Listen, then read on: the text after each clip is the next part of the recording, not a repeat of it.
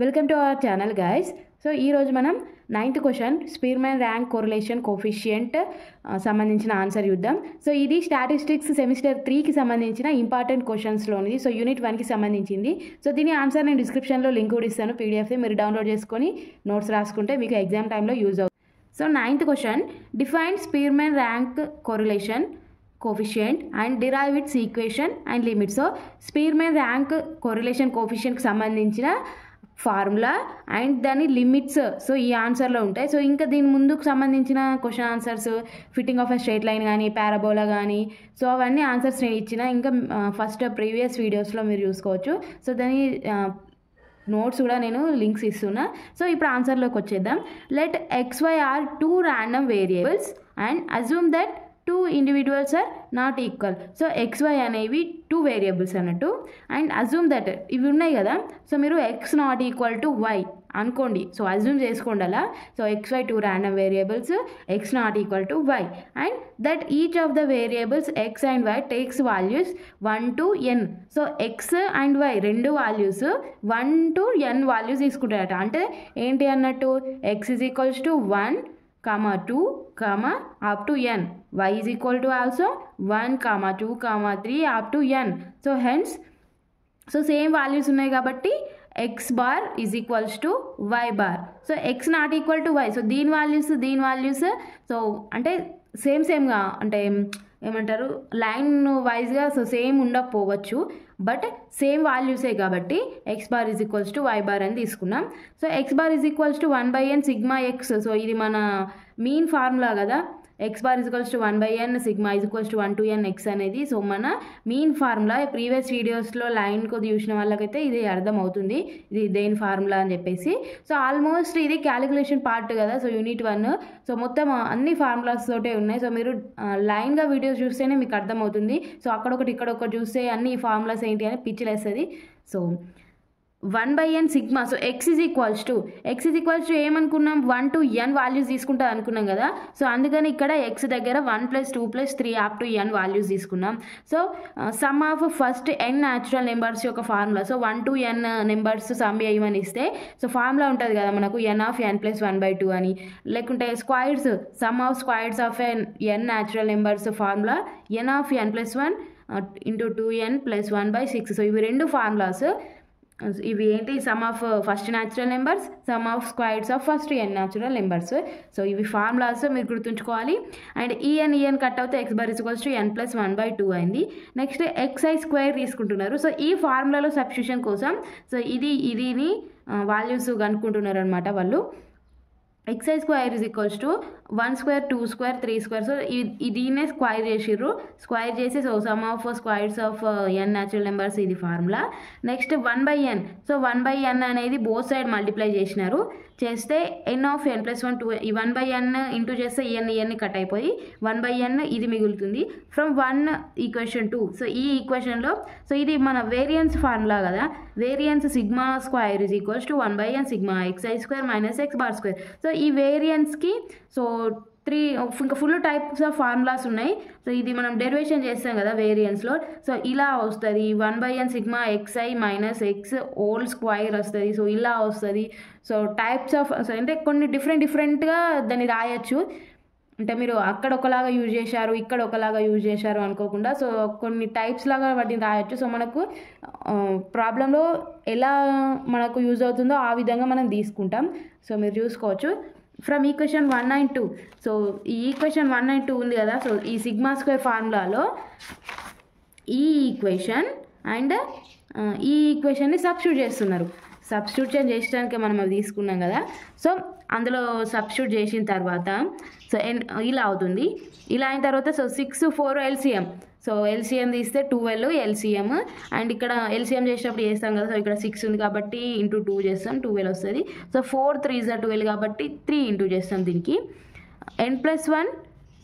So ఇది calculation part. So n + 1ని common తీసి మిగిలిన టర్మ్స్ రాసిర్రు అండ్ యాజ్ ఇట్ ఈజ్ ఇది రాసిర్రు. నెక్స్ట్ బ్రాకెట్లోకి మల్టిప్లై చేస్తున్నారు. 2 2s are 4n + 2 మైనస్కి minus 3 into n 3n minus into plus minus and 3 next sigma square is equals to, so దీన్ని solve చేసిర్రు, n-1 వచ్చింది. సో n+1 ఇంటూ n-1 అంటే n into n square, n plus n cancel అవుతుంది, -1 మిగులుతుంది. So ఇక్కడ calculation చేసిన, so ఇక్కడ కొంచెం డైరెక్ట్ స్టెప్ వేసిన అని చెప్పేసి, so sigma square X square is equals ఇట్లా వచ్చింది. So similarly sigma y square, so X వచ్చిన దగ్గర వై పెట్టుకొని సో సిగ్మా వై స్క్వేర్ చేసుకోవచ్చు. సో మీరు అదంతా చేసిన అవసరం లేదు, సిమిలర్లీ అని రాసి పెట్టచ్చు. ఇప్పటికే ఇది లాంగ్ ఉందంటే ఇంకా చేస్తే ఇంకా లాంగ్ అయిపోతుంది. n+1 ఇదేంటి n² -1/12 వచ్చింది. సో సిగ్మా ఎక్స్, సో ఇది స్క్వేర్ కాబట్టి అటు వెళ్తే రూట్ అయిపోయింది. So root n² -1/12 sigma why is equal to, so ఈ వాల్యూస్ రాసుకున్నారు. Consider DI is equals to xi - yi. So xi - yi DI ఏంటి అంటే డీవియేషన్. సో ఇప్పుడు మనకి గ్రూప్డ్ డాటా కానీ అన్గ్రూప్డ్గా డాటా ఇచ్చినప్పుడు, సో ఇప్పుడు బాక్స్లో ఇలా 2, 4 అని సో ఇట్లా ఇచ్చిర్రు డాటా. సో ఈ 2 ఐటమ్స్ మధ్యలో ఉండే డిఫరెన్స్ని మనం డిఐ అంటాం కదా. సో ఇప్పుడు ఒక దాంట్లో ఇప్పుడు xi, yi ఇట్లా కొన్ని ఐటమ్స్ ఇచ్చిర్రు.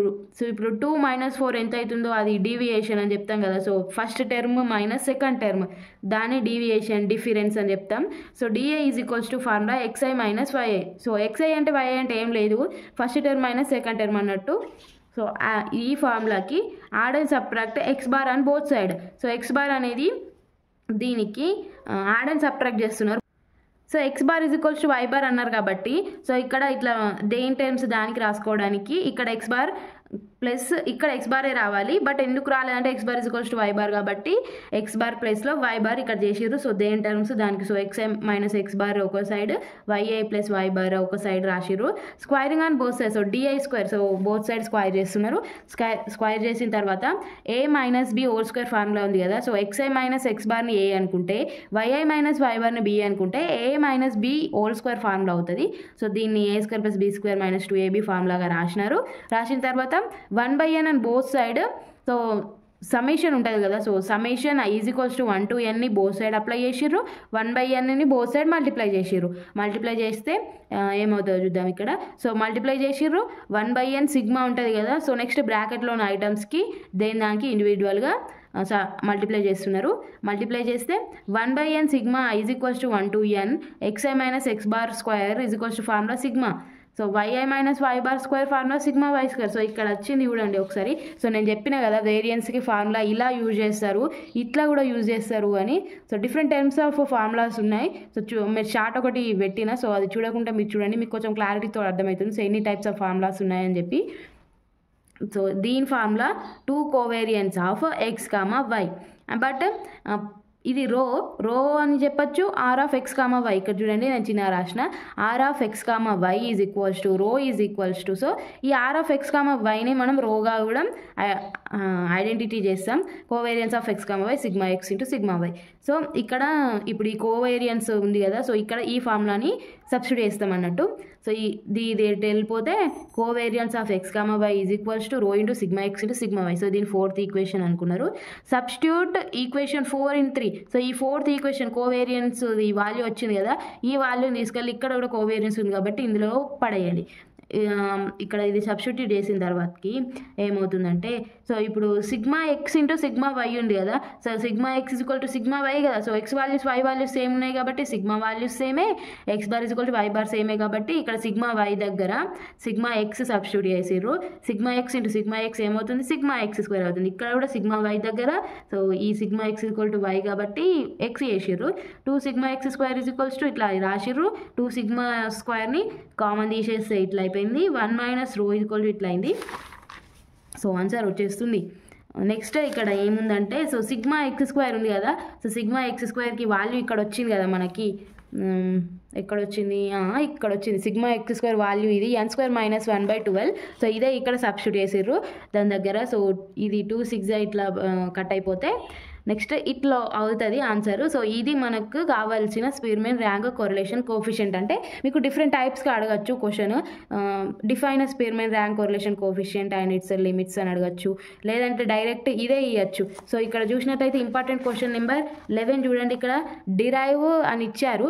సో రో is equals to 1 - 6 sigma DI square. So ఇట్లా డైరెక్ట్ ఇచ్చారు. So 9th question answer 11th question answer సేమే, బట్ ఇట్లా ఇవ్వచ్చు క్వశ్చన్.